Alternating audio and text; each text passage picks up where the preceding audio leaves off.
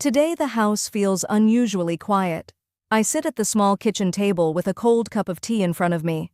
My name is Sheila Devi, I am 67 years old, and today, I found out that my son Rahul does not want me to live with him in his new home. I heard him talking to his wife, Payal, on the phone. They were excited about their new flat, the one I helped them with by breaking my fixed deposit.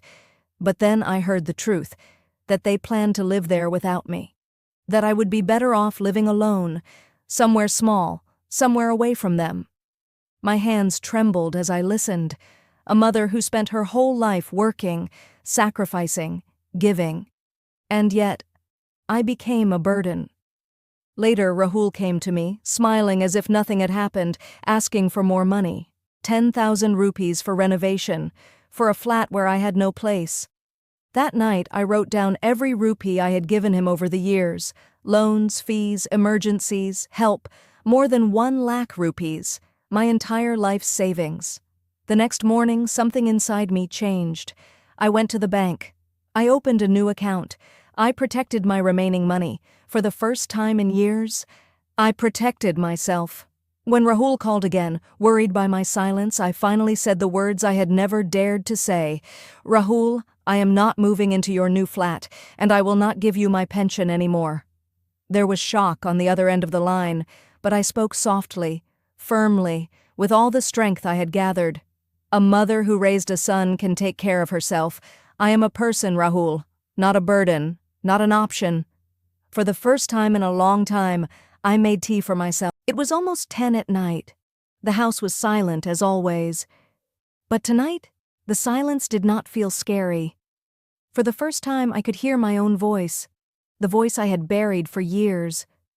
I switched off my phone and placed it on the table. Slowly, I realized, my heart didn't feel as heavy as before. It was strange, but comforting.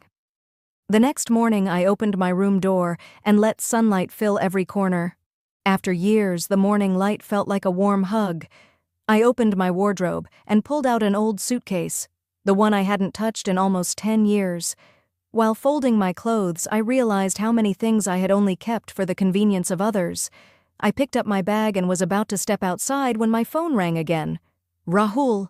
For a moment I thought of ignoring it, but then I smiled. Fear was not going to run my life anymore. Yes, Rahul? I answered. His voice was irritated, sharp. Mom, whatever you said yesterday. Pooja felt insulted. How can you change so suddenly? I took a deep breath. Rahul, I didn't change, I just woke up. He went silent. Then he said, Mom, what will people say? They'll think I don't take care of you. I smiled softly. Let them say the truth then, Rahul. You don't want to take care of me. He had no answer. Mom, we need you. The kids were asking for you. Needing someone from the heart is different from needing their money, Rahul. You want my help, not my presence. He went silent again. Calmly, I said, I'm going away for 2 days. Take care. I hung up. This time my hands didn't shake. Where did I go? I went straight to the bus station. Standing there, I wondered, when was the last time I stepped out for myself? Perhaps before Rahul's wedding. At the ticket counter, I said, 1 ticket to the lakeside town, please. The man smiled. Traveling alone, ma'am? I smiled back. Yes, for the first time. By the lake. 2 hours later, I was sitting by a quiet blue lake. The water reflected the sky, the trees, and my heart, all trying to heal. I dipped my feet into the cool water. It felt like the lake whispered, You are yours again. I opened my diary and wrote, What did I lose? A son who never understood me. What did I gain? Myself, and my dignity. A new encounter. Suddenly, I heard a voice behind me. Excuse me, may I sit here? I turned around. A man around my age with white hair and a peaceful smile. Sure, I said. He sat down with his sketchbook. I come here often, alone, but today, it feels like someone else came to lighten their heart too. I smiled. Yes, something like that. He nodded gently. You know, life teaches us how easily we disappear from our own story. I looked at the lake and whispered, But now, I am writing my story again. He smiled warmly. Then you're on the right path. We talked for a long time, about life, pain, dreams, and new beginnings. I never even asked his name. But that conversation made one thing clear. Life isn't just about enduring. It's also about beginning again. If you want, I can write part 3 in English too, with new friendships, Rahul's regret, her emotional and financial growth, and her powerful new life chapter. The sun was beginning to set when I returned to the small guest house near the lake. The sky glowed orange and pink, colors I hadn't paused to admire in years. I stood near the balcony, holding a cup of warm tea. The quiet felt like medicine. For the first time in a long time, I was not thinking about who needed me, or who I needed to please. I was simply living. The unexpected message. My phone buzzed. It was a text from Rahul. Greater than, "Mom, can we talk? I'm sorry if I upset you." I didn't reply, not because I was angry, but because I finally understood that not every message deserves an immediate answer. Some conversations need time, and some people need silence.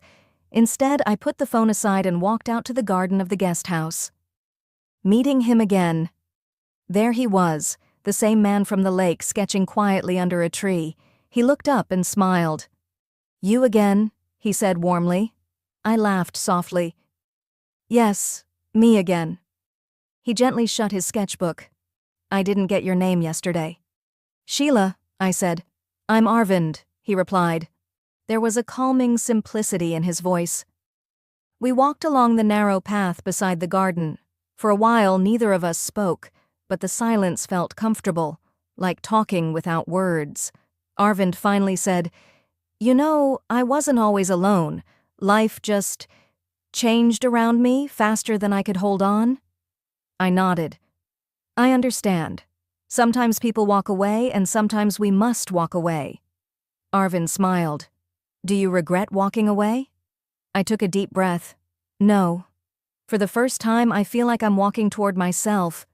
He looked at me with deep respect. "That takes courage. A new confidence." That evening, I sat with my diary again.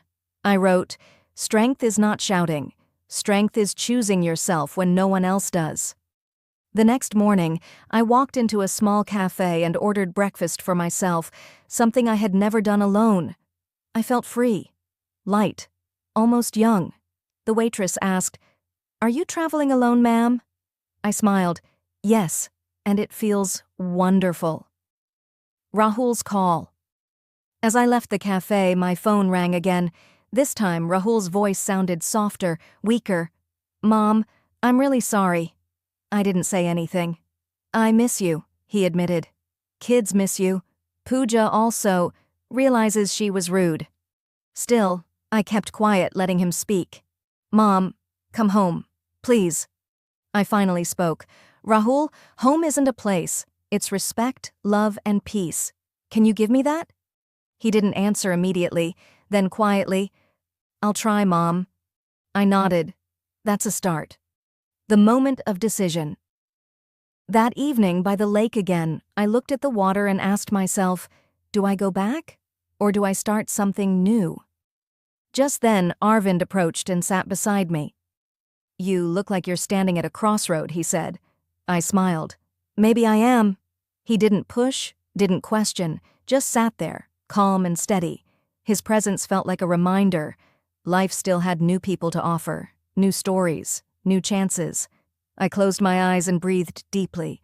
For the first time in years, I felt in control of my destiny. Tomorrow, I will decide, not out of fear, but out of freedom.